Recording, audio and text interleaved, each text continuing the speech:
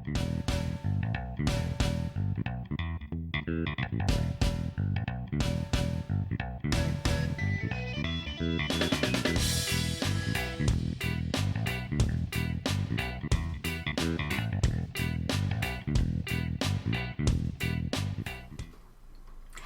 to Sweethearts or Rivals. I'm Charlotte. I'm Justin. What are we doing today?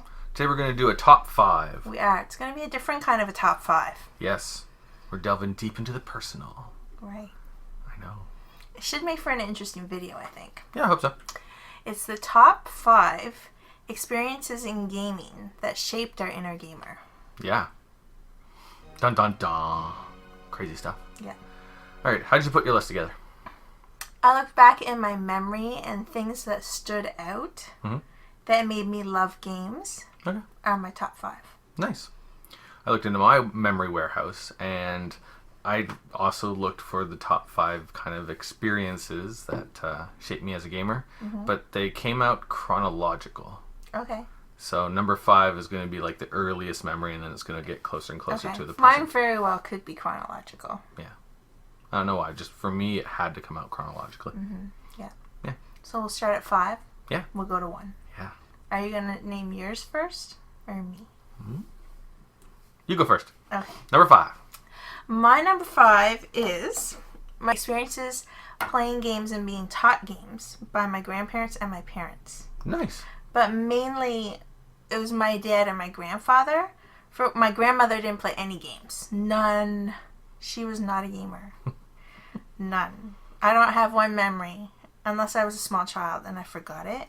But I don't have one memory of us playing games together. I'm glad she didn't pass that down. My grandfather, and he played a lot of games with my sister and myself. Nice. Mostly Monopoly. I mean, it was in the 80s. Yeah. So, yep. And a lot of cribbage, a lot of checkers. Yeah. And then my dad, he's the one that taught me how to play cribbage.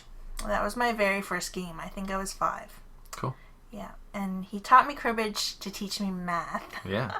No, it's a great way to... But I was obsessed. Yeah. And of course, they always played with the rule, if you don't find your own points, they got to score them instead of me. So it was a really good learning tool, too, to be responsible for your own game. Cutthroat cribbage. Cutthroat cribbage, yeah. Nice. So that's my number 5. Cool. My number 5 is also from quite a long time ago when I was a youngster. Not quite as positive. Oh. And my first experience as a gamer was discovering Dungeons and Dragons. Now, in your teen years, probably. Yeah, when I was in junior high. Or tween, maybe. Yeah, early junior high. Now, discovering Dungeons and Dragons was a very positive experience for me. It was very complex. It was very immersive. It was a little bit escapist because I didn't have a horrible childhood, but there was also not the best childhood either. Lots of stuff. Anyway, so it was a little bit of escapist. The reason why it's kind of a little bit opposite of yours is back then Dungeons and Dragons had this really bad stigma attached to it. Yes. And so everyone thought it was weird or dangerous or evil. And I have a lot of memories of people trying to convince me to stop playing it. And where it turned into a really positive thing for me was I realized how beneficial it could be for me. And so I had to fight for me to be able to keep playing it. Yeah, fight for your right to party. Yeah. Except not party, just be myself. Gather your party. Yeah. Yeah. So, lots of immersive storytelling, very social. Most of the things that I learned about how to, be a learner, I learned from trying to understand Dungeons and Dragons so I could run it when I was in junior high. If I took 2nd edition AD&D and gave it to an adult, they'd be like, I don't get what this is. Yeah, but because you were so interested in it. Yeah. Because you weren't interested in learning stuff in school. No. You were interested in learning cool stuff. Yeah. And now, because of that, I taught myself how to be a good learner, and now I can learn anything. Right. Almost anything. Maybe not anything, but, a lot. Yeah. Yeah. It's funny you talk about the stigma because one of my other memories early on, before I even met you, so this was probably, we met in high school, so it was probably in junior high years. Yeah. And this isn't on my list. This is just an aside, so if you want to skip by it, go 4 minutes maybe. Anyway. I came home one day and my father had these weird shaped dice, and they had all like, I'm like, why is that up to 12? That one's up to 8. He's like, I found these in the woods hunting, because my dad's a hunter. And he's like, I said, why would you find that in the woods? And he said, kids go out and they play these weird and crazy games out there. I don't know what it's all about, but it's nothing you should be involved in.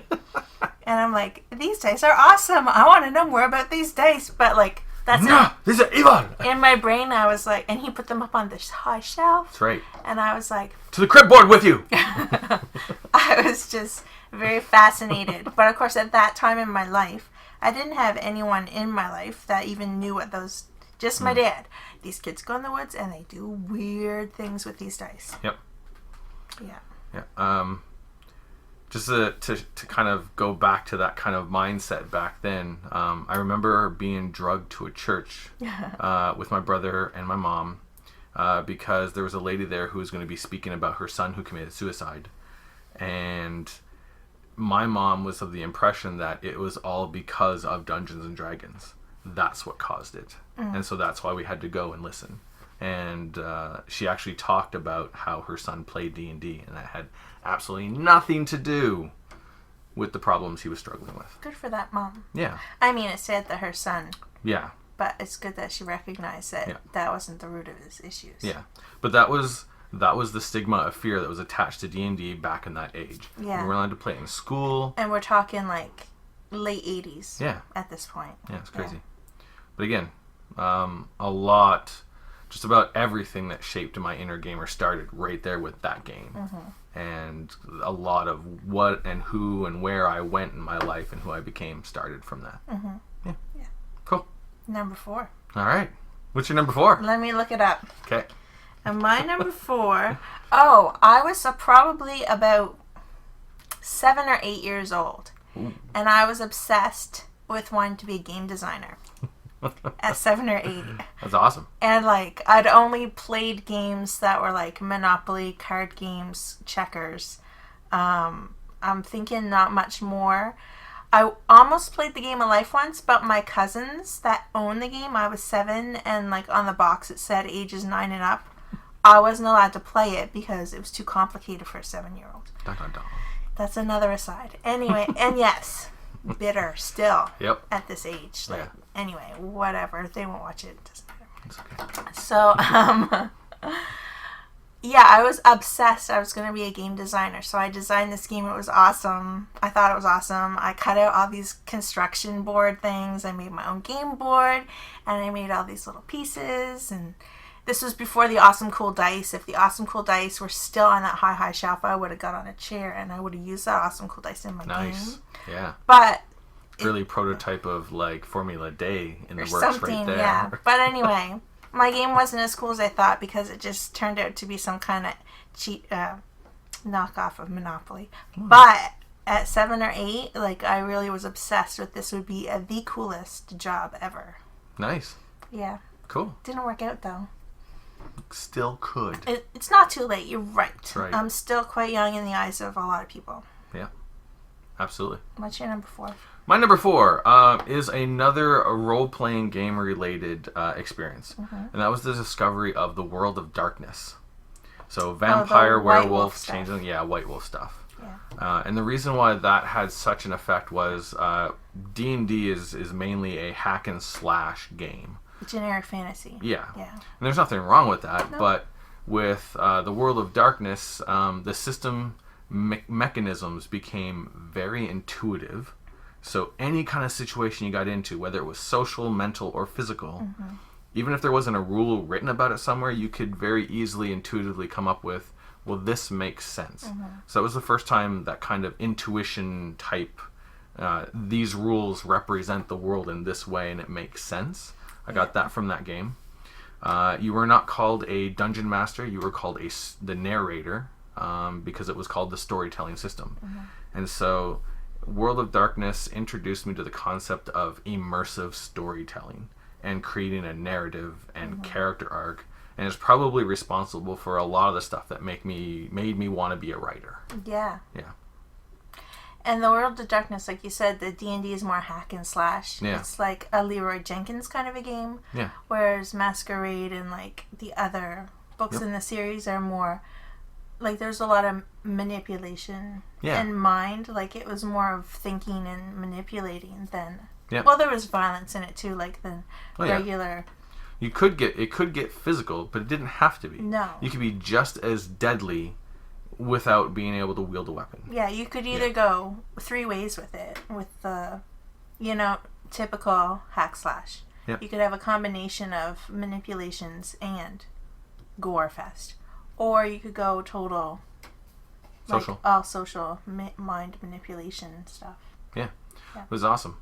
So that really has influenced me as a gamer because I enjoy games that allow you to create a narrative experience. Mm-hmm.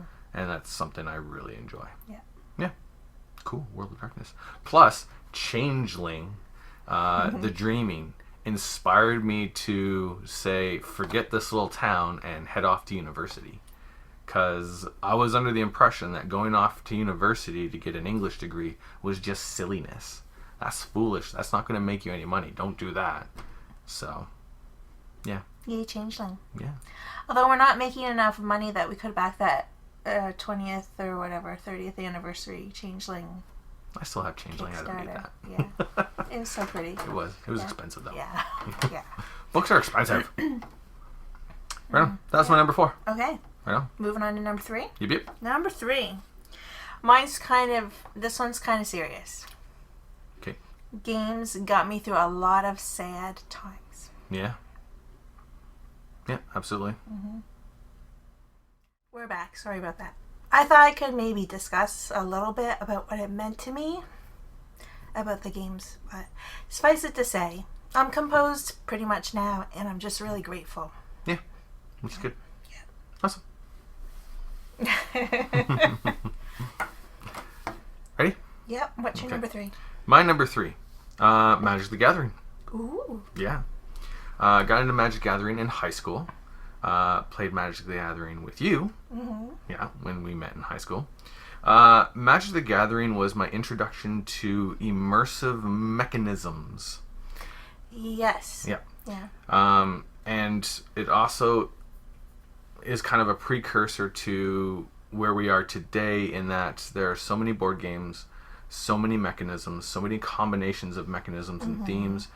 And how do you find which game is going to be the fit for you? And it's all about doing the research and understanding the underlying mechanisms behind the theme and all that kind of stuff. And that all came from sitting down and deck building with Magic the Gathering. Because back then, there were so many cards that there was almost an endless possibility of strategies, synergies, and it was all just limited by your imagination. Yeah. This is pretty much when they first came out. Yeah. So this is Black Lotus era. Yeah. Yeah. And there were so many cards and they were so expensive that if I was going to, pay my coin, I needed to know that this card was going to work the way I wanted it to, how I wanted it to work, that kind of stuff. So just understanding the depths of the strategy in that game. Plus, it was also competitive. I hadn't really been into a lot of competitive games before. No. So that was interesting. Like organized play. I don't even think it was called organized play back then. No, just tournaments. Yeah. Yeah. That kind of stuff. So that really drug me in. I had quite a collection. Yeah. Yeah. Which I sold and got rid of. Yeah, you did. Yeah. And no, I don't think we had any super awesome rare ones, did we? Not super awesome. We didn't have a Black Lotus, that's for sure. No, we didn't. No. No. We had some good ones, but I don't remember what they were. Yeah. We were in high school. You were the only one who had a job. How did we even afford them? Credit cards. Did you?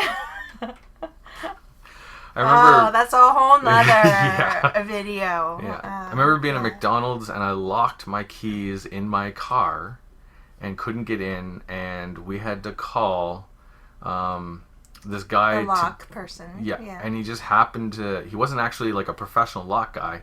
He used to be a cop and he retired and bought the local game hobby store. Oh, that's who got us at it? Yeah. Oh, that's awesome. So he came in and and I said, if you can get this door open without breaking my window, I will be in your store tomorrow to buy at least $20 worth of Magic the Gathering cards.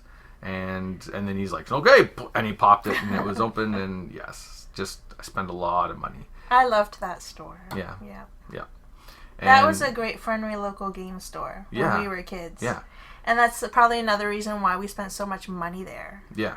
Yeah. Yeah, I had a part-time job there for a little while. A mom and pop store. Yeah. Yeah. It was very interesting how supportive that they were about for like the local gamers, considering she was into like crafts and he was like a retired cop that liked models. Yeah. Like no background or interest in D&D or Magic, but he knew that he could grab us and let us show it off and support us. And the funny thing is the very first tournament he ever hosted, he asked us, okay, I'm hosting this tournament. You got to play, but when somebody stops and asks you about it, you got to stop. And you got to promote the game. Okay. And the very first people that stopped by tried to tell us how evil it was. I blocked that from my memory. I don't even remember that. Yeah. But although I do remember we were playing in the hallway of a mall. Yeah. Yeah. In the hallway of a mall for all to see. Yeah. Yeah. So. It's fun. Magic the Gathering. Good times. Yeah. That was my number 3. What's your number 2? My number 2 is whatever year that the first Nintendo came out. For Christmas, that's what we got for Christmas. Me and my sister. And we didn't get no silly flip-diddy-doo girl game. We got Legend of Zelda. Nice. Yeah. So, and it was at that time that it was not a no-no to sit like 12 hours in front of the TV and just play video games. And we played through that Legend of Zelda. It was awesome. Nice. Didn't have to pay for babysitters back then. No. You just bought a Nintendo. Yeah. It definitely opened my eyes up more to those kind of games, and that's always what I gravitated towards.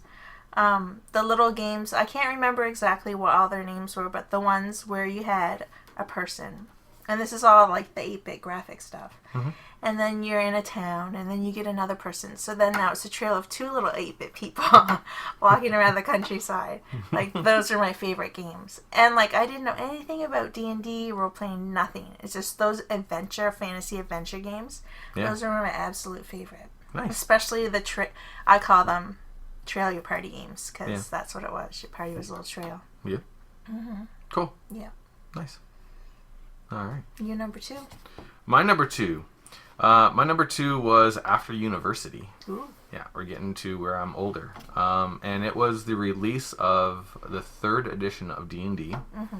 And what they did was something a little bit different. When they released it, they called it the D20 Open System. And the reason they called it that is because anyone could create rules and additions and supplements for it and then release it. And you didn't have to have permission through the copyright. Ooh. So I decided to try my hand at game design. And I had an idea for a setting, and I sat down and I tried to mold the D20 system to fit this setting of mine. And it was kind of like having one of those little children toys where it's like the little bench and the little shapes, and you take the triangle and you put it on the circle, and you take your hammer and you're trying to put it through there, and it did not work at all. And my frustration with a D20 hack and slash system not fitting my idea of what my game should be was what made me start looking at serious game design in my own mechanisms and statistics and the different dice and randomness and not randomness and all that kind of stuff, and got me into that big time. Cool. Another reason why I got into it at the same time was at the same time as the D&D came out with the D20 system, Star Wars released with the D20 system. Ooh, Star Wars. So we were playing a game, me and a bunch of friends. So I had this hot shot pilot who had tons of bonuses and could basically ace any kind of roll. And with the D20 system, if you roll a 1, it's automatically critical failure. And I rolled a 1. Did he die? He didn't die, but he failed, and it was such a critical moment that it ruined a lot of what was happening. And then at the end of the battle, my superior officer basically started yelling at me and what did you do? And I had no in-character reason for why that happened. There was no explanation of it in the game except, I don't know, it was a stupid D20. What do you want from me? Yeah. Muscle cramp. Yeah. Yeah. So all of that made me actually start designing my own role-playing game systems, which has gotten me into mechanisms in game design. Cool. Awesome. That's my number 2. Number 2. Your number 1. My number 1. I wonder if it's going to be the same as my number 1. I don't think so. Probably not. Okay. Because if it's chronological, yeah. It's not. Okay. My number 1 is Meat in Disguise. And I have a gamer. A couple of examples. Yep. So the first example was I met him, this is before we started dating, and I had a super crush on you. Yep. And there was game group at the library on Saturday mornings. Oh, yeah. Yep. And you would like come to my house and pick me up so I could go play with all the boys and play D&D. And otherwise, if I hadn't had a crush on Justin, this sounds kind of silly and maybe not like totally... Stalkerish? Not stalkerish, I'm just saying as an empowered woman. There you go. Nice. Because I had a crush on him, I probably necessarily wouldn't have played D&D unless I had a crush on you. Although I did have an interest in those freaky weird shaped dice. There you go. And then once I saw them, it's like, oh, well, these are the weird boys that play weird things with these weird things in the woods. Yep. Let's see what that's all about. I don't care if it's weird, but he's cute. And we weren't dragging you off into the woods. No, we were at the library. Yeah. It was a safe place. Safe place, yep. Nice. And we would play, like, I think when the library opened at, like, 10 until 4 when it closed. Yep. Yep. So, and I'm pretty sure, for the most part, there might have been one other girl. And I generally don't, I'm shy. I'm an introvert. We've said this on the channel before. Mm-hmm. But I don't know, that just brought me out of my shell because you're someone else. Yes. You're making their decisions, not yours. Yeah. So that appealed to me a lot. And then I also got to spend time with Justin. Cool. Yeah. Nice. And then after we got to know each other better and started dating, once I dumped that other guy, that's another story for another time on a different channel. Sweethearts or rebels after dark. No. Anyway, yep. We would go to the arcade. That was another thing I wasn't allowed to do as a child. Yes. Because we're talking as a child, like late 80s. The arcade that was in the mall at that time, when I wasn't allowed to go to it, was this dark, dingy, dirty thing. You were allowed to smoke in malls back then. Oh, yeah. So, dirty, loud, scuzzy-looking people were in there playing games, and smoke was just rolling out the door. Yep. Yeah, my mom did not let me go in there. But once we were in high school, you couldn't smoke in buildings anymore. Yeah. The arcade changed. It was in a new spot. Mm-hmm. It was clean and nice. It didn't look quite so scary. Mm-hmm. And you were taking me there on dates. Yeah. So I just remember this one time. Big spender. Yeah. This one time, and we were playing Mortal Kombat, the first one, quite a bit. Yeah. And we were good at it too. Yeah. It was awesome. Most of the time I just played against Justin, and people hated that we were always at the machine. Mm-hmm. So, of course, they would challenge us. They would challenge me, because I was the girl who can play video games. A girl can't play video games. Whatever. I'm like, yeah, sure, yeah, I'll take you on. Yeah, and then whooping their butts with Sonya Blade. It was fun. Yeah. And they got so sulky, and it didn't matter what their attitudes was. It's like, this is fun. Yeah, beating those guys was like a kind of like a nice ego boost. Yeah. Again, women's sensibilities is probably the wrong thing to say, but well, it's quite a bit. Whatever. I had fun with it. I was like 17 or whatever. Yeah. The end. It was cool. Nice. All right, my number 1 is a combo. It's a crazy combo, and it has to do with the internet. The wonderful world of the internet. That's right. Awesome. Because of the internet, the amount of information that exists on the internet on all the games, the ability to research all of the games, being able to find people whose opinion I can trust to introduce us to new games, and then because of that branching into this, where me and you are playing games together for our channel all the time. It is awesome. Yes. That has, this behind us would not exist if that didn't happen. If you like walked off camera and No. said, I don't want to really do that anymore, I can't see any of this happening. Really? Yeah. No, I think if I didn't get, well, that's another story too. As why the reason we started the channel is a whole nother thing. Maybe we'll talk about it on a podcast sometime. Maybe, yeah. I found it interesting enough. Even if we didn't do this, we'd still have games. Still have games, yes. But if I was the gamer and you were not, would I have all of these games? Oh, I misunderstood. No. Yeah. Well, no, it's a combination of both. Yeah. Of what you're saying and what I'm saying. Yeah, it's true. It's something that we enjoy to do together. Yeah. And it brought us comfort in a hard time, which is like number 3. Yep.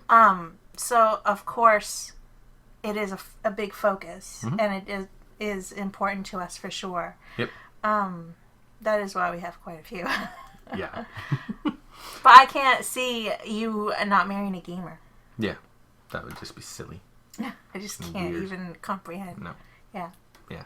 Same with me. Like, even though I wasn't a hardcore gamer until I met Justin, like, that was the turning point for me.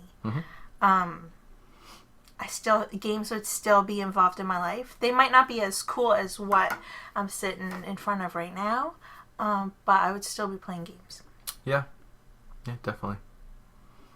Yeah. So I interrupted your... That's right. That was my number 1. Oh, that's all you have to say? Pretty much, yeah. Okay. Just because of that ability for us to discover it together. So much about gaming together because of the channel, and that I don't have to wait until the weekend, grab a game, and go hang out with some friends to play. Right. Like, we can turn off the camera right now, sit down and play a game and have an awesome time. It's true. Just me and you. Yeah. Yeah. So all of that together has really affected me as a gamer. The amount of time I put into video games or even role-playing games has severely diminished since we've gotten it so much into board games. Yeah, which is a good thing. Yeah. Yeah, I guess my list was kind of what led me up to this, to inspire me to even delve into the educating myself with everything to do with the hobby. Gotcha. Yeah. Nice. The only thing that's not really in my list that just kind of is a part of all of it, and I probably didn't put in there because we do mention it quite often, is the fact that we're introverts. Yeah. And we do say it a lot, just, I don't know why. Just probably because a lot of people think if you have a channel and you're putting yourself out there that you're looking for fame, money, recognition. Yeah. I mean, it is awesome to get your awesome comments for sure. Yeah. And the thank yous for what we do is awesome. It's actually when I get low and don't want to do it anymore. That's what kind of comes back. Yeah. Yeah. We do get a lot of really good feedback. Yeah. The people that watch us are very nice. Thank you. If I have to go to like a social anything. Yeah. It's torture. It's difficult. It's difficult. That's better. I guess it depends on how much I like the people, but you know. It is. It's difficult to be able to interact. Yeah. Without a buffer. Yeah. Yeah. And that's what the board game does, is the board game lets my mind focus on the board game that's happening. And then I am not focused in any way, shape, or form on the social interaction that then just happens naturally. Right. Yeah. So, yeah, that's that introversion. That's what makes games so important throughout most of my life. Yeah. Yep. For both of us. Yeah. So, there's number 6. Awesome. Cool. So, that is our top 5 experiences that have shaped us as gamers, and why you get to see us on camera. Exactly. And hopefully, sorry about the emotion there. Hopefully that wasn't uncomfortable to watch. If it is, it's probably going to get cut. If I can leave it in there, I will leave it in there. There you go. Anyway. Nice. Thanks for watching. Thanks a lot. We'll see you in the next video. Laters.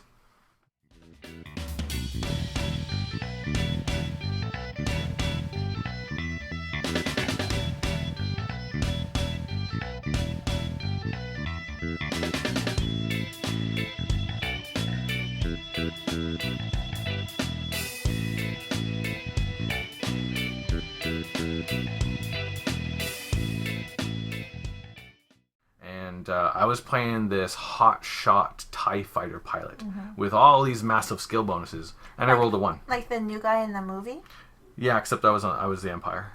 Oh, okay. Yeah, I was a bad guy. Oh. The TIE fighter. Oh. Not a good guy.